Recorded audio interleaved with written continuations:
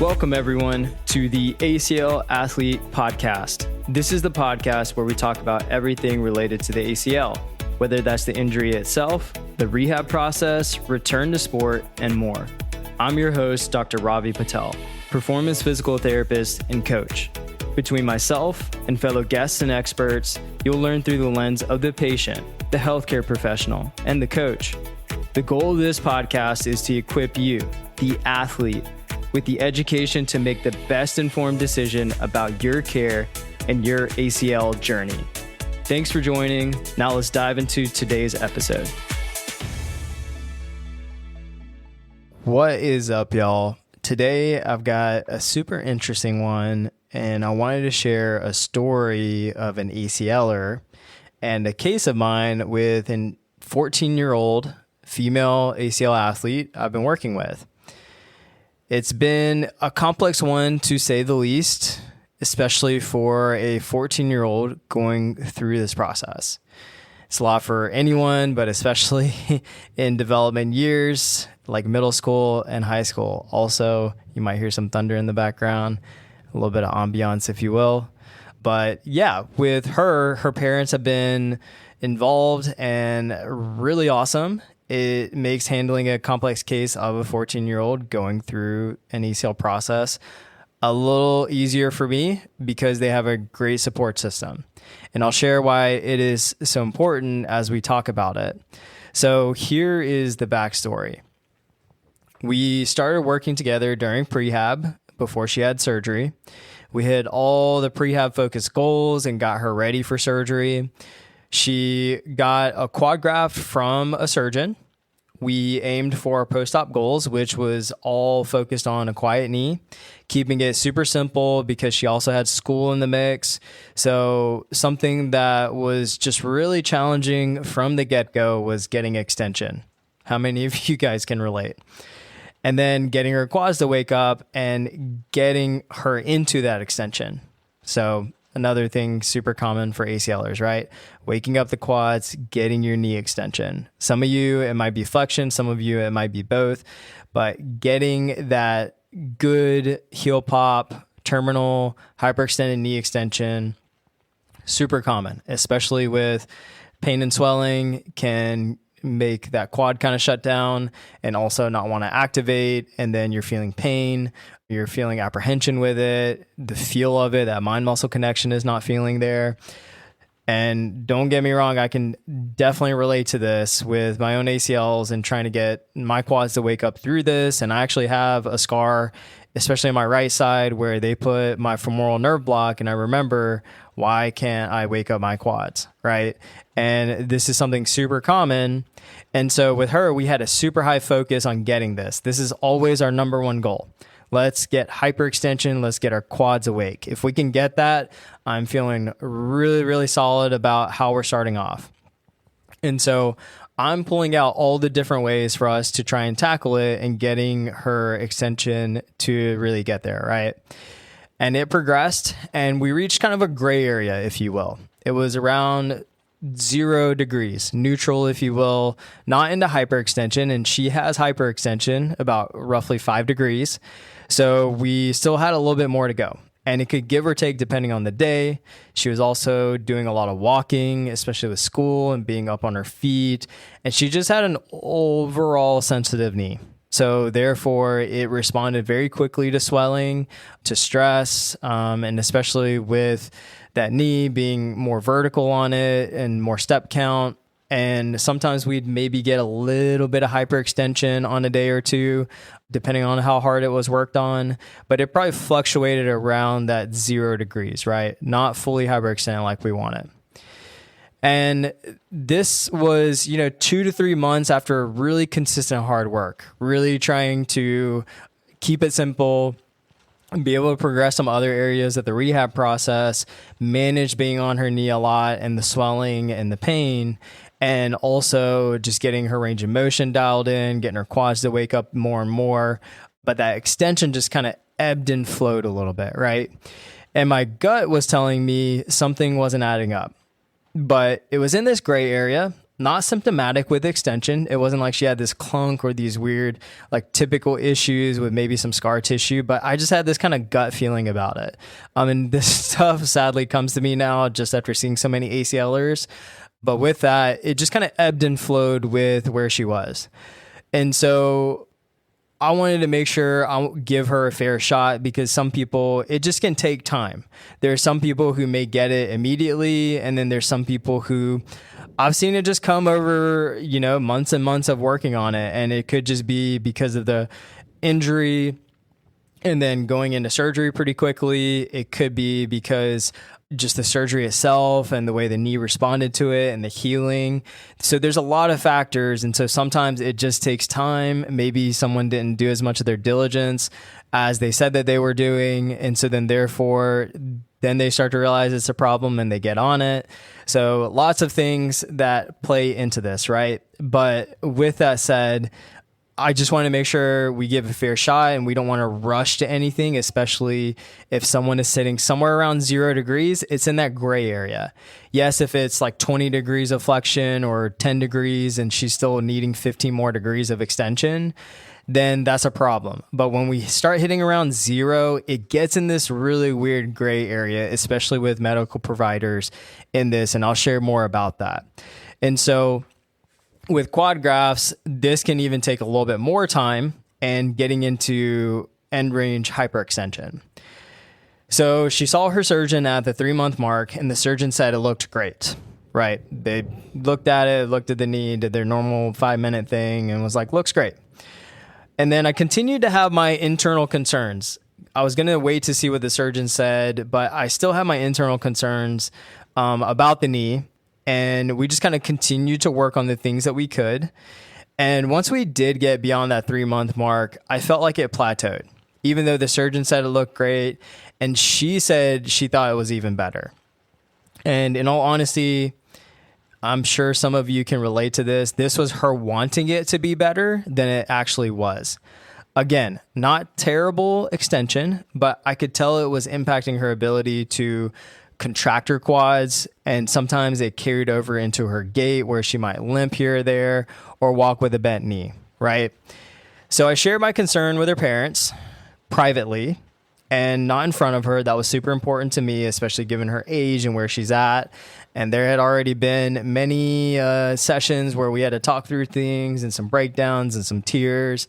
And we have to navigate this super carefully, right? This isn't just someone who can, tackle all this, and their life has been uprooted as a 14-year-old, right? It sucks for someone who's in their 20s and 30s, right? And I'm not saying that takes away from any of you who might be older who have this, but as we get older, at least we can deal with problems a little bit better, hopefully. And so when we're younger, it's harder to process things like this. And so when it happens when you're 14, it's something that we want to be very intentional and very delicate with it, if you will. And so I wanted to make sure I talked to the parents. They're informed and know where my head's at with these things, and wanted to basically share that I think she has a cyclops lesion, and I wanted to get in front of it. And after working with ACLers so much over the years, and I've done episodes on cyclops lesions, and our team, I think personally that cyclops lesions, the numbers are underestimating the number of actual cyclops or scar tissue that people deal with whenever they're post-op ACL. And this is just me throwing this out there. And I'm just speaking this from anecdote. I don't have any research to back this up. This is just exposure, to be completely honest, and being in this space. But there is something about quad tendon grafts and the relationship of scar tissue laying down a little bit easier and maybe a cyclops forming alongside of it. And so I don't know that there is any connection with this. There may be, and I hope that there's future research on this. I hope I'm wrong, But with that said, I just see a relationship. If those of you have a quad tendon, which I guarantee you a lot of you are listening, don't go running and saying like I got a cyclops. I've seen plenty of quad tendons who don't have cyclops. But with that said, I can see this more associated with that quad tendon graft, and our team as a whole has seen this a little bit more with that quad tendon graft. Now, with that said, that is something that I just wanted to make sure that I shared with the parents. And if I can be transparent with all of you for a second, we find that sometimes ACLers get stuck and suspect a cyclops lesion. There's no way to prove it besides an MRI. And oftentimes surgeons are reluctant to do anything about it, especially if that extension is close to zero. It's not so aggressively obvious where they are walking with a very bent knee, like I said, plus 10 degrees, plus 15 degrees. It's around zero, but it is not hyperextension and it is not matching the other side. And what I see a lot of times is that they just refuse, or they're just very reluctant to order an MRI to confirm it. Even though they're super quick for an MRI to diagnose an ACL tear, but not for a potential problem or complication, unless it's gone on long enough. And sometimes, the reasoning is like, why do an unnecessary image? And I'm like, man, like, if this could save this person 3 months of just like wasting their time whenever they're running into this issue, I think is well warranted. And if anything, they get the MRI and it comes back negative. That's great. That's information for us to move forward. So I don't understand it. And I think it's more so of like, they just don't want anything to impact their overall process. And yeah, I get situations where people come in suspecting things and maybe it isn't there, right? But when this has been worked on consistently and it's not adding up, let's try to do what we can to get more information. And the thing is that it's a gray area, and some surgeons think zero is great. They actually think you don't need hyperextension. It's not, and I'll stand by this forever, given that our knees are naturally having some hyperextension and humans are naturally born and built this way. If you extend your elbows, you have hyperextension. If you extend your knees, you have some hyperextension. This is something that I'm not going to waver from, and zero is not okay. We want to match the uninvolved side unless you are a very hypermobile person, meaning you get to minus 15, minus 20 degrees. You have a different genetic composition, or if you will, more so of like your connective tissue. So you're technically a more just hypermobile person. So maybe there is room there, but for 90% of people, you're probably not going to need to deal with it. And you have a normal hyperextension, which is typically around minus 5 to minus 10. So why not restore it back? And there's research to show problems in quad strength and long-term osteoarthritis if your knee extension is not restored. They want to assume it's not their surgery, they being the surgeons, or their graft, that's the issue. And that's not it. We're not here to call out and say like, hey, you did a bad job in the surgery and this is your problem. It's just that there is a physical block, right? And no one could have controlled this. It just happened, right? Literally a wad of scar tissue, a brick wall, if you will, that is stopping this knee from going any further. So the only way to improve it is to remove it and clean it out via surgery. And I just want to stop here and say, I'm not here to say this, that it's all surgeons, right?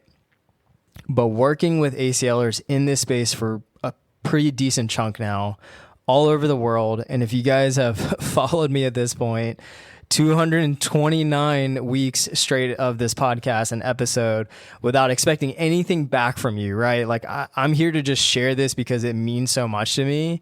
And because this is the honest to God truth of what exists in this space, because I just don't want you to fall to what cracks I had to fall through.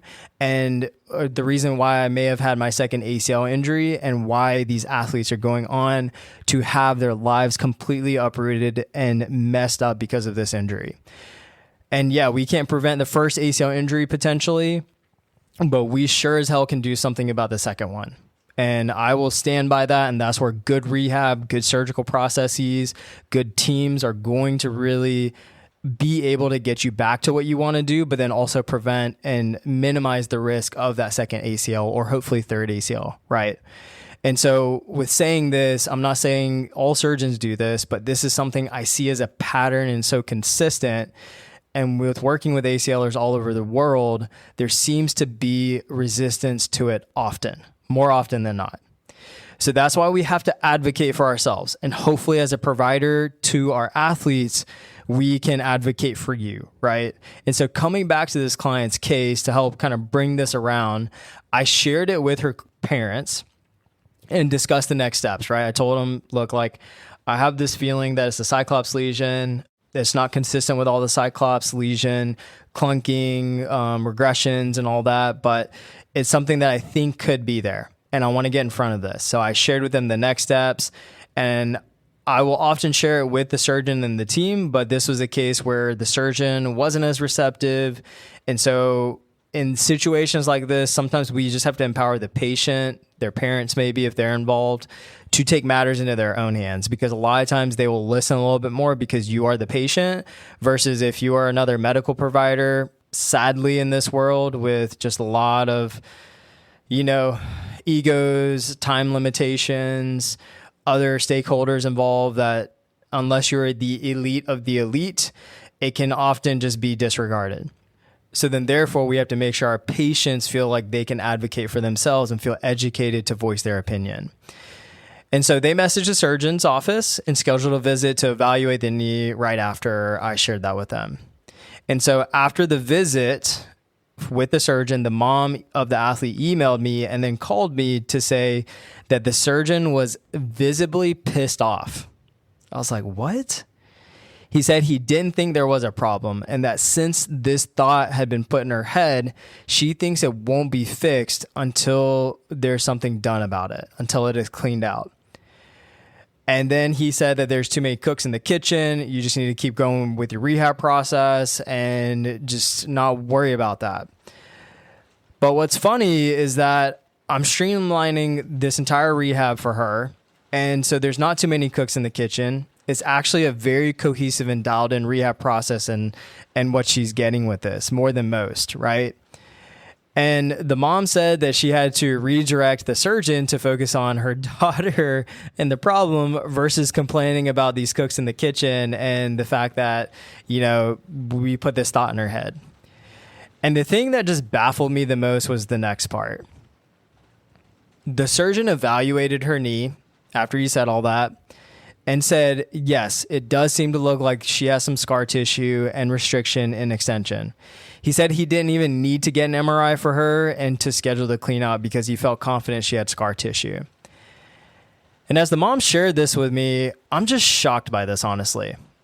I get if he disagreed with me because he did think it was wrong and that she didn't have a scar tissue or cyclops and her extension was fine. But in that visit, he agreed that she had a cyclops, she had scar tissue, her extension was not looking right. So why say what he did? And who knows, honestly, but this ACLer had the clean out procedure the week after, and they found a massive cyclops lesion in front of her ACL and scar tissue. And don't get me wrong, y'all. I'm not here to say I'm right, he's wrong. Like, we just came to this conclusion of like, hey, there's a problem and we just need further detail. And I wasn't even saying, hey, she needs a clean out. We just need the next step of let's get some more information. And maybe that's an MRI to rule out that there's a cyclops, right? That's all I'm asking for, just to make sure we are not, ramming our heads into the wall. And she feels like she is working so hard, yet not making the progress we want. And we're seeing that translate into her strength, her rehab, and how her knee feels, right? Whenever you have a 14-year-old walking around with a slight bent knee and it just doesn't feel great and it kind of limps a little bit, that's not cool. No one wants to walk around like that, especially not in middle school and high school, right? And so then therefore, let's try and find some solutions and get more information. And that's all the goal was. And so here she had that clean out procedure. They got the cyclops out in the scar tissue. And now she's got her hyperextension back. And we're working on more strength and fun stuff and progressing her rehab. So what would have happened had she not went and had this looked out? And this is something that's always interesting to just kind of think about, right? Like, what would have happened if she just kept working at it after that 3-month mark? And typically the next surgeon visit isn't until 6-month mark, right? So she would have kept working on it. It would not have gotten better. And the problem she was dealing with would have persisted. And I've seen this where people come in to work with us 6 months out, 9 months out. I mean, we've had people a year out, even a year and a half out, and they're dealing with a problem similar to this that never got caught or never got addressed. and they're still dealing with the issues. And it makes me sad because no one ever thought to just be like, hey, like, let's look a little deeper. Let's listen to your story. Let's evaluate this knee. Let's track and see, does it progress at all? What helps it? What doesn't? And then let's just kind of create this trend, if you will, and understand what does this picture look like and what is going to be the best solution. And once addressed, they can move forward, right? It's an opportunity cost, y'all. When someone doesn't have this addressed early, it's an opportunity cost. If you think about us working for another 2 to 3 months more and then having the same problem finally evaluated, let's say at 6 months or 7 months, that's way too long. And the tough part is that this athlete goes through this feeling of almost feeling gaslit, like a bit. You know, they think that they're crazy and they're being told that their extension is fine when they know it doesn't feel right. They're working on it, and then they're told it's fine, but then, you know, they know it doesn't feel right. And then, you know, it's just this like kind of messy situation. And what's important here is that she had the support system to help her. She had her parents to make sure she had a voice, especially as a minor. I also provided a step-by-step of how to present this, given it was a challenging thing to communicate this to the surgeon myself. And this is the reality of healthcare space, y'all. Egos, time constraints, money, outcomes, etc., right? It's tough. And so what is my point here? You're like, cool, this is not the best story. You have went on for 20 minutes. Now what's the point? My point here is we have to be our own advocates. It's so important for you to make sure you voice things for yourself. And in today's healthcare, you don't have a choice in the system, no matter where you are.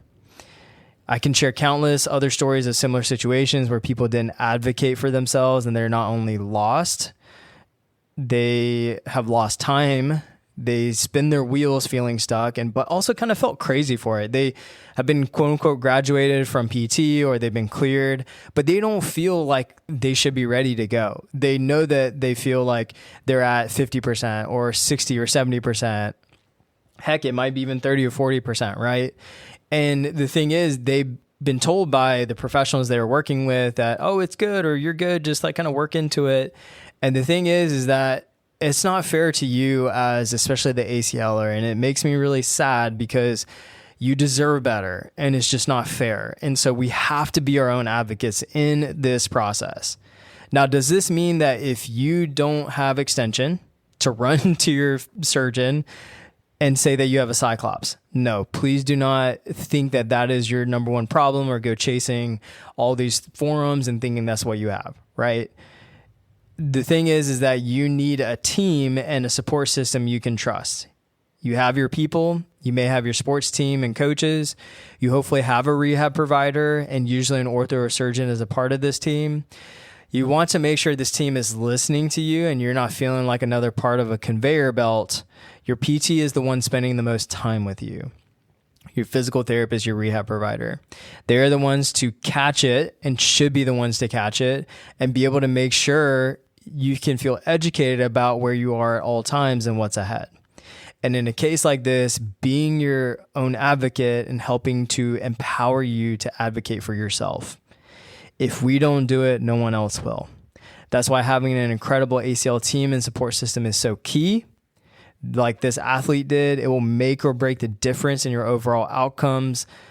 But the journey itself is just super challenging. And if you feel like you don't have that, please make a change. Don't wait. Don't hope it gets better. Don't leave it to chance. That's an opportunity cost. You can always get a second, third, fourth opinion. There's so many incredible providers in the ACL rehab world. And now geography is no longer a limitation. Because of technology, you can access elite level care no matter where you are. We work with people all over the world, and so do other people in this space who are doing great, great work. So follow your gut. Worst case, it's nothing.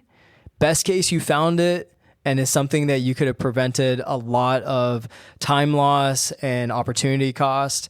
So this is something where I really want you to be able to just be in this driver's seat, feel in control, be your own advocate, and make sure you have the right team in your corner. Your physical therapist will make or break your ACL rehab process, and I stand by that.